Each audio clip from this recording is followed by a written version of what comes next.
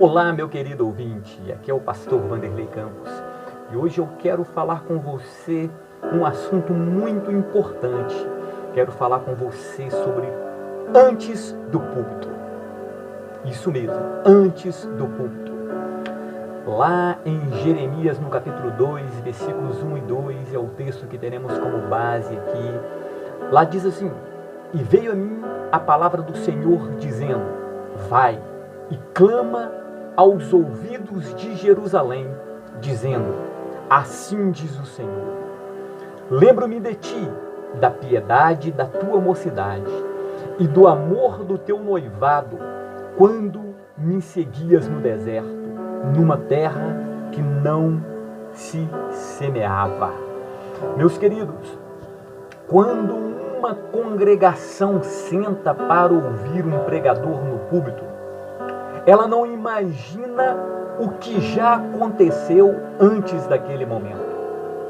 Basta recordar a história do profeta Jeremias para saber que muitas coisas acontecem antes do púlpito. O púlpito é a parte romântica do ministério pastoral.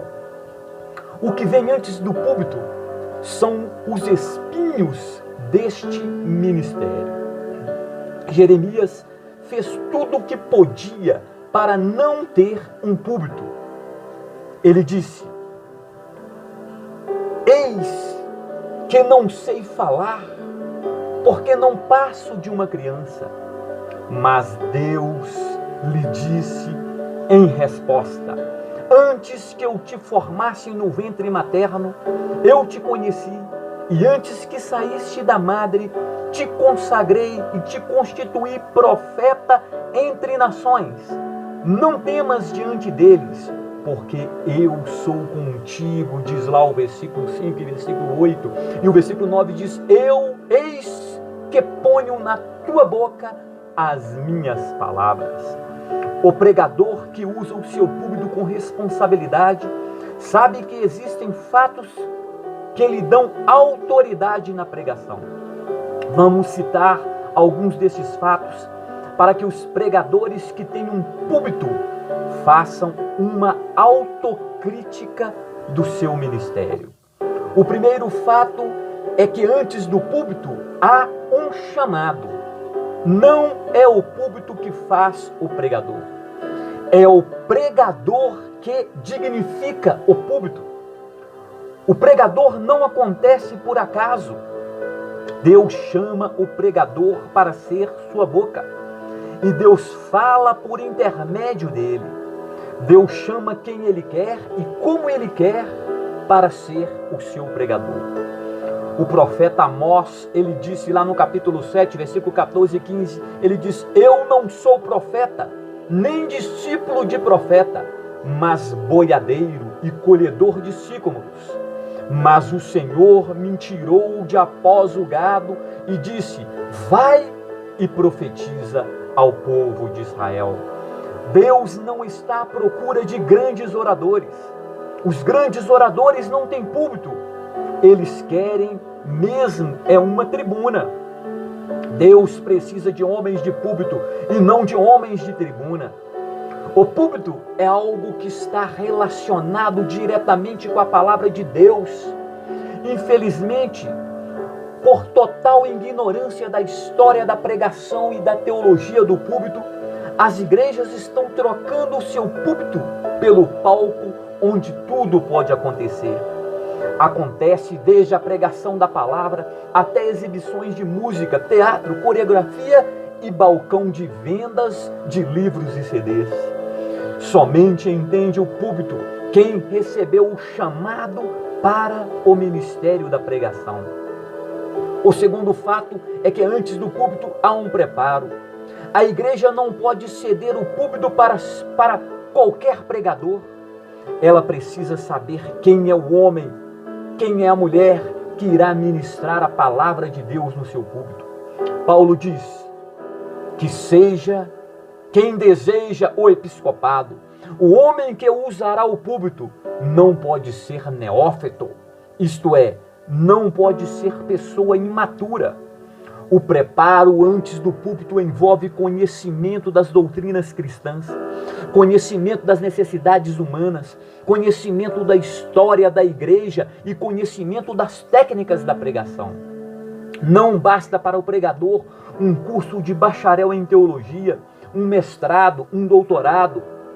Ele precisa sim se preparar. Este preparo antes do púlpito vai muito mais além do que estudar teologia. Tem que estudar teologia sim, mas vai muito mais além. Trata-se de um conhecimento de Deus, o Deus da vida pessoal do pregador. Por isso Paulo teve a ousadia de fazer este desafio lá em 1 Coríntios 11:1. Sede meus imitadores, como também eu sou de Cristo. O terceiro fato é que antes do púlpito há uma luta.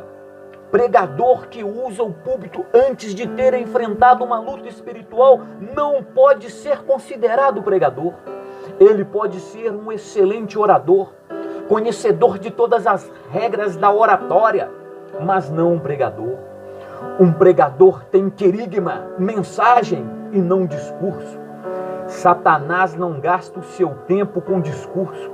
Ele é capaz de convocar as suas hostes demoníacas para impedir o querigma que está para ser pronunciado no púlpito.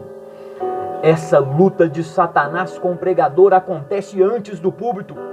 Identificamos essa batalha quando o pregador responsável vê aproximar-se o dia da sua pregação e o querigma parece não chegar ao seu coração.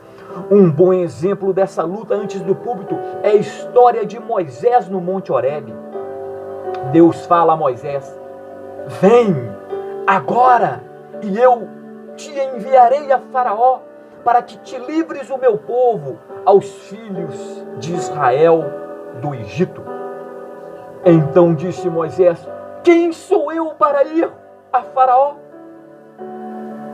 Eis que quando eu vier os filhos de Israel e lhes disser: o Deus de vossos pais me enviou a vós outros, e eles me perguntarão: qual é o seu nome?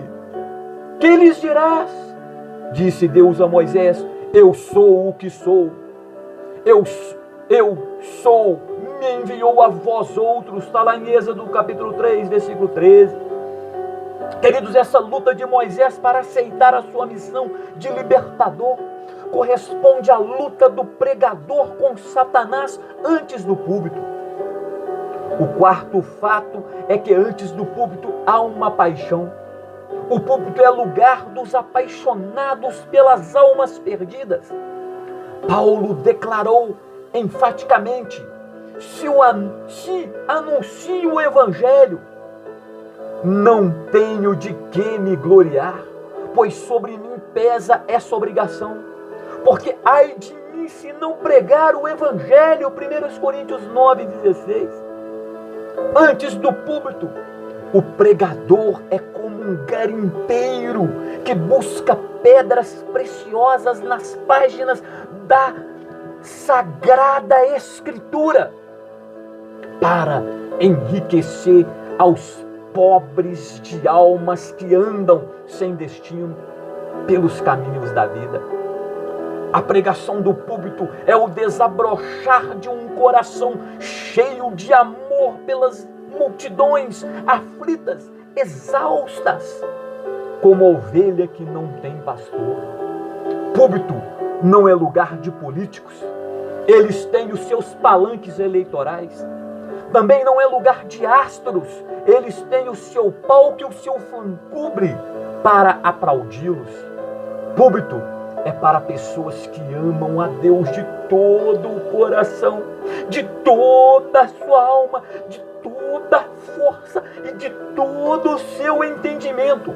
Amam ao seu próximo como a si mesmo. Paixão exige renúncia, sacrifício e ação. E púlpito sem paixão é púlpito sem vida. Wesley dizia: a minha igreja é o mundo. Knox clamava: Senhor, dá-me a Escócia ou eu morro. Moisés pediu: agora, pois, perdoa-lhe o pecado. ou se não, risca-me, peço-te, do livro que escreveste. Então disse o Senhor a Moisés: riscarei do meu livro todo aquele que pecar contra mim. Êxodo 32, 32 e 33. O púlpito foi a paixão de Henry Martins, missionário na Índia, que clamava: que eu me consuma por Deus e pelas almas.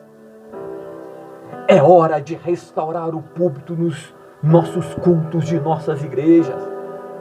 No reinado de Acabe, os altares do Senhor foram destruídos e nos seus lugares foram construídos os altares de Baal e os postes ídolos. A palavra de Deus está totalmente esquecida em Israel, até que surgiu o profeta Elias e restaurou o altar do Senhor que estava em ruínas. Então Deus se manifestou neste altar reconstruído, o que, vendo todo o povo, caiu de rosto em terra e disse: o Senhor é Deus, o Senhor é Deus. Assim como Elias restaurou o altar do Senhor, precisamos ter coragem de restaurar o púlpito de Deus em nossas igrejas.